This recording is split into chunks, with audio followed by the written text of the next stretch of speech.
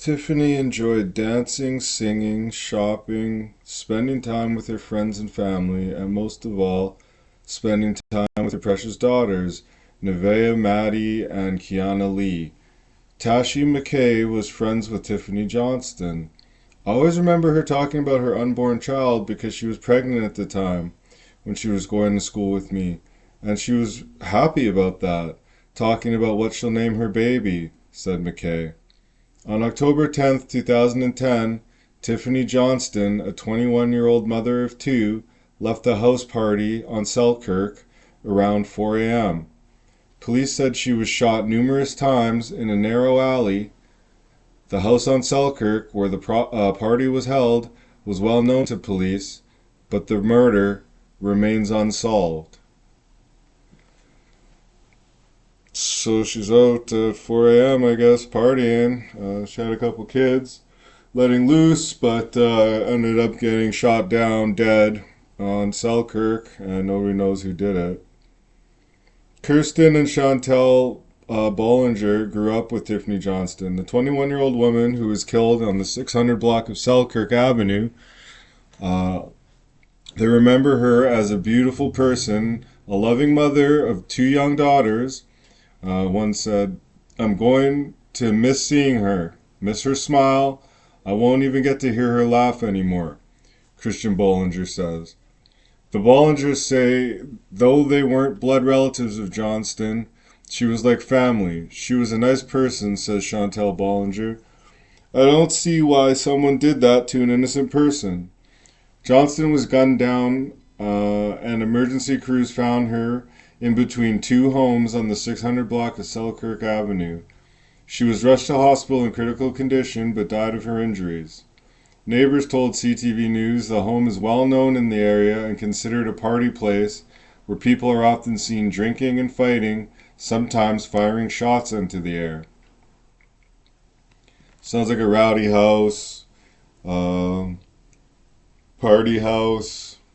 Things get out of hand, things get out of control. So what happened on this one?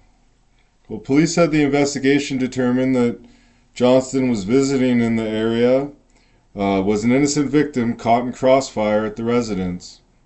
So the home she was visiting was well known to authorities as a place gang-involved people would typically hang out, but no suspects have been identified. It's believed that Tiffany was merely in the wrong place at the wrong time and murdered at random. A teenage girl was also shot on the 200 block of Stella Walk around 8:25 p.m. back on October 23, 2010. Family members tell CTV News the 13-year-old girl underwent surgery and recovered in hospital. The suspect is described as male, Aboriginal or Indigenous in appearance, in his late teens or early 20s, approximately 6 feet tall, with a skinny build. The suspect was wearing dark-colored clothing and was seen riding a dark-colored mountain bike. One woman who did not want her name used told CTV News she saw the suspect select the teen victim on Stella Walk. He was just standing there, then these 5 teenagers walked by and he followed them, said the woman. The suspect then opened fire, hitting the 13-year-old girl. And he calmly walked to his bike and rode off like nothing happened, said the woman. So, yeah, you can catch a stray, or somebody might just walk you down and shoot you.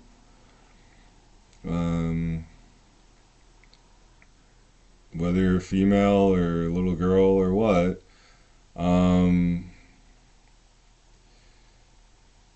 So Thomas Beardy was 35 years old. He was shot on October 23rd, 2010, around 8:40 p.m. in the 400 block of Dufferin Avenue, and he later died. The suspect in the shooting on Dufferin Avenue is described as an adult male or female who was wearing dark clothing, said police. Ian Taylor MacDonald, who was 53, died after being shot in the 400 block of Boyd Avenue around 9:15 p.m. on October 23rd, 2010, same day. The male suspect is described as Aboriginal in appearance, approximately 5 feet 8 inches tall, wearing dark clothing. The suspect may have been accompanied by a female, said police. Community groups including the North End Community Renewal Corporation and William White Residents Association voiced their belief in the need to stand up to crime. All three shootings, which police believe were related, remain unsolved. No arrests were ever made. So we could speculate, is it some guy shooting people on behalf of his little girlfriend? Is she in the mix shooting people? The guy couldn't really get a good look. We don't really know. It wasn't really solved, or, I mean, I'm sure they, looked into it. But, yeah, 3 people getting shot down same day pretty much, and nobody really knows who did that.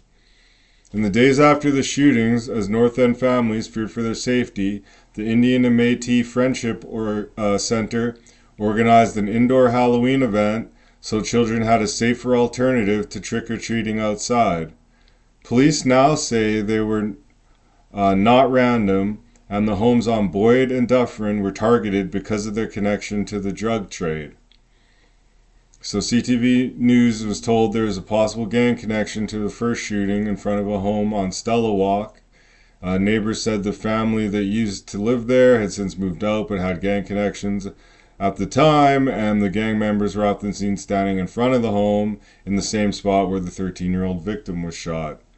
Ron Cook remembers the shooting vividly. He was walking home from the store when he noticed a suspicious man on a bicycle behind him, and in the man's hand was something shiny. At first he didn't think much of it. I started walking away going, nah, I don't think it's a gun. I get back to the kitchen and hear boom boom. I was like, holy smokes, that is a gun, said Cook. While many people speculate the 3 shootings are gang related, police said they need more details to say definitely if they are linked to gangs or not. Police believe 2 of the shootings, which happened on Dufferin Avenue and Boyd Avenue, were targeted attacks linked to the drug subculture in the north end of the city of Winnipeg, Canada. We believe these residences were specifically targeted, said Reed, who said that doesn't mean the people who were killed were intended targets. The shooting spree initially drew national and local media attention that focused on violence in Winnipeg's inner city. Attention included a political debate in the mayoral election over fighting crime, but the debate ended when Sam Katz beat challenger Judy Wasilica Lies and returned to office. The investigation hasn't kept its initial high profile in the North End. After the shootings, police announced a Crime Stoppers reward of up to $6,000 if a tipster's information connected the 3 shootings and led to the arrest of those responsible.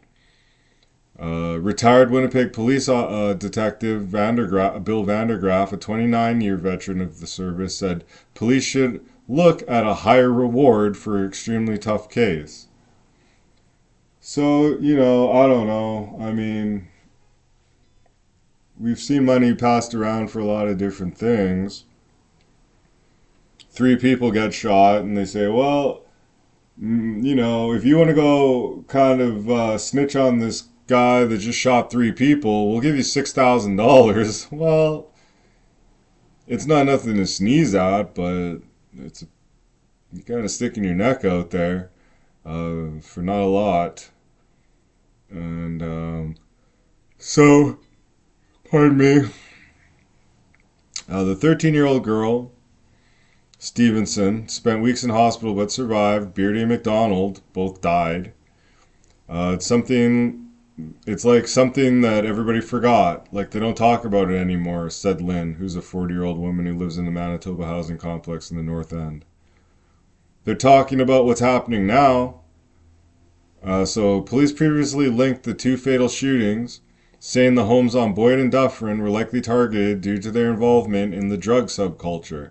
But 3 years later, they're still waiting for people to talk. It's our belief that there are individuals in the community who possess vital information that could assist in positively moving this investigation forward, said police spokesman Constable Eric Hoffley. For reasons unknown, this information has simply not made its way to investigators. In the days after the attacks, Vandals wrote, snitching on area stop signs so that they read "Stop Snitching." Vandals wrote that. So a friend of Lynn's, an area resident who asked not to be named, said people's memories are fading because they never talked about the event. Everyone is hush hush, she said. Councillor Ross Eady Murnarsky said resources have been added to Manitoba housing projects, including more lights and security cameras. In the following year, 13 shootings took place in the police district where this happened. This is District 3. That's less than downtown District 1's 30 shootings, but well above other districts with 5 or 6. So, there's quite a few shootings for a city of this size. Most of them downtown, a lot of them in District 3 on the north side. So, but you can catch a handful pretty much anywhere you go. They say it's being safer than 2 years ago in the neighborhood, but the reality is areas like Lord Selkirk and William White are still dealing with issues related to poverty and addictions. For me to say that it feels safer, I'd say not yet, said Annette Champion-Taylor, who's the coordinator of the William White Residents Association, noting the shootings took place along the boundaries of her community. The problems we've had in the neighborhood, we've had for some time, and we're not going to see them disappear overnight. So the crime spree began at 8:25 p.m. Saturday night when Samantha Stevenson was shot in the abdomen. So that was 8:25 that Saturday night. So the 13-year-old got shot in the abdomen at 261 Stella Walk, and then at 8:40 p.m., 15 minutes later, Thomas Beardy was shot to death at 495 Dufferin Avenue. And then at 9:15 p.m., which is, I guess, 35 minutes later, Ian MacDonald was fatally shot at 486 Boyd Avenue. So it's a pretty tight window for all three of them. If one person was doing them, he was kind of just shooting down people in what might have been called a spree killing. So,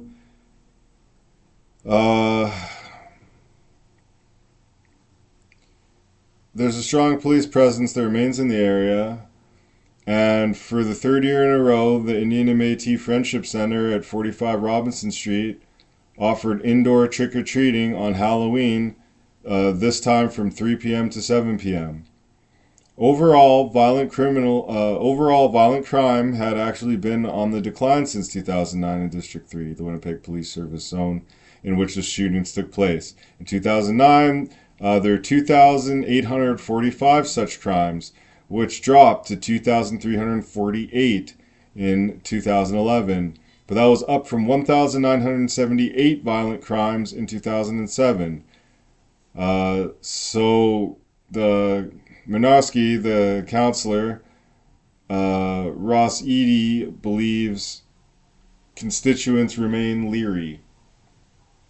So yeah, I mean, there's thousands of violent incidents taking place in this area, in this one district. The reality is there's still some families struggling, trying to keep their kids out of gangs, and it's very difficult, said Edie. The Winnipeg Police Service is doing everything it can to bring individuals responsible for the shootings into custody, wrote Sergeant Monica Stothers. Police once said they suspected the two men killed had drug links, but weren't sure if that applied in the girls' shootings. James Jewell, a retired Winnipeg police homicide investigator, wrote in an email that his latest tour on the North End showed communities in decline with loads of gang graffiti, gang members, prostitution, and crack houses. Jewell believes police are failing to address how drug trafficking and addiction lead to violent crime. Winnipeg, a man found murdered on Barber Street was once president of the Zig Zag Crew, the Hells Angels Puppet Club. So this occurred on November 2nd, 2010. Police identified the victim as Daniel Benjamin Kachkan. He was 34 years old at the time. CTV News has learned the victim was shot in the head. Officers have not yet released the cause of the death and said an autopsy is pending. Police have also not yet confirmed if the death was a targeted hit, but said the possibility is being examined. We are certainly looking at the possibility that the individual may have been targeted, said Constable Jason McCalshin, spokesperson of the Winnipeg Police.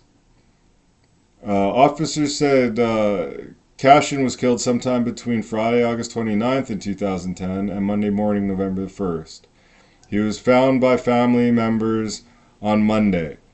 So if he wasn't handing out any candy when you were trick-or-treating at his place, it was probably because he was laid out with a bullet through his skull. In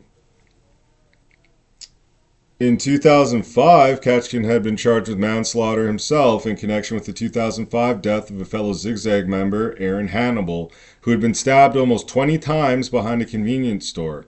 Kachkan beat that. He was found not guilty 2 years later. Kachkan was promoted to president of the Zig Zag Crew, but was later kicked out of the organization, apparently because he was removing gang patches for members instead of growing the club. Those 4 murders and the shooting of the 13-year-old girl who survived remain unsolved at the time that I wrote that. So, to my knowledge, they're still unsolved. A lot of violence taking place in that area. They suspect some of it's drug and gang related, people getting caught in the crossfire, and nobody is really being apprehended behind any of it. There's a $6,000 reward out. We're at, I guess, now 3 bodies and an attempted. So, officers believe a man armed with a gun went to the back of the home and opened fire on Sinclair and a woman when they opened the door. So we're talking about 46-year-old Michael Warren Sinclair, who was shot and killed inside a house of the 600 block of Selkirk. That was around 5 a.m. on December 31st, 2011. The woman was also injured but recovered in hospital. That wasn't the first time the house had been surrounded by yellow tape. The year prior, 21-year-old Tiffany Johnson had been gunned down right next door to where the murder had happened. So where that mother of 2 died in the crossfire, right next to that, somebody else gets murdered and somebody else gets shot in the process at the same time. So they did believe, like I said, that a man armed with a gun went to the back of the home, opened fire on Sinclair and the woman when they opened the door. Pelletier's family filed a missing persons report about him on November 2006. Police believe he was killed a month earlier on October 4th, 2006. So there's a Winnipeg gang member suspected of playing a role in 2 homicides that got sentenced to 2 years in jail after he was discovered with cocaine on a police traffic stop. So we're talking about Clayton Campeau. At the time of the traffic stop, he was 35 years old and convicted for possession with the purpose of trafficking following a trial earlier that year. Officers found him in 2012 with just over 12 grams of crack and some powdered cocaine. He returned to court for sentencing in the matter after being remanded back into custody. The Crown made a joint recommendation for 22 months. Judge says it's not really sufficient. So I'm actually going to give him more time. But however, the addition of a couple extra months is likely a small matter in the big picture, because Campeau is still knee-deep in the criminal justice system, facing allegations he was involved in a pair of separate killings. It's caught with some drugs. He got, 22 months. It wasn't really a lot of drugs. They wanted to give him more. He's like, okay, what are you giving me? So they don't really specify what exactly they gave him, but I guess a couple years. So they did end up charging him with the murder in 2011, right at New Year's Eve. They picked him up or sorry, in February 2013, they picked him up for the New Year's Eve murder in December 31st, 2011, the shooting death of 46-year-old Michael Sinclair and the wounding of the 30-year-old woman. The killing did happen at a New Year's Eve party on Selkirk Avenue. Campeau allegedly fired several shots through the back of the home, striking the two victims. It took police more than 14 months of investigation before they finally identified Campeau as their prime suspect. In March 2014, police arrested Campeau for allegedly being involved in a 2006 cold case killing in which the victim's body was never found. Campeau was charged with accessory after the fact to the murder. This was in relation to Stephen Pelletier, who's 29. He vanished after being lured into a home in the 500 block of Magnus Avenue. Police believe he was killed in the residence, his body then taken to a secluded area outside of the city and disposed of. 3 other accused have been charged in the slaying. Police made 4 arrests in the 2006 homicide of Stephen Pelletier, who's 29 at the time. He's reported missing. The body was never found. And so they arrested Clayton Campeau, who's 34 at the time, and he's charged with accessory after the fact. And then they sent him back to his cell. So, police announced on January of that year that they'd cracked the cold case and arrested the suspect. So Darryl Lavallee, 32, an alleged member of the Indian Posse gang. Police say that Pelletier was lured into a home on the 500 block of Magnus Avenue on October 4, 2006. While in the house, Pelletier was seriously assaulted and then shot. His body was removed by Lavallee and his associates, police said, and moved to a secluded area outside of Winnipeg. So I guess it was probably a drug deal robbery. They said, yeah, meet us here. Either the guy was buying drugs or selling drugs, and they just beat him to a pulp, put a bullet to him, and then dumped his body off somewhere outside of the city. So a couple guys involved. One of them's already sitting for a body as an accessory to this, and I guess they said the main actor, they picked him up too. Not sure where they're getting the information, but Thomas Bell Francie, 36 of Winnipeg, and Ronald Allen Sabikowitz, who was 50 of Winnipegosis, were arrested in early February.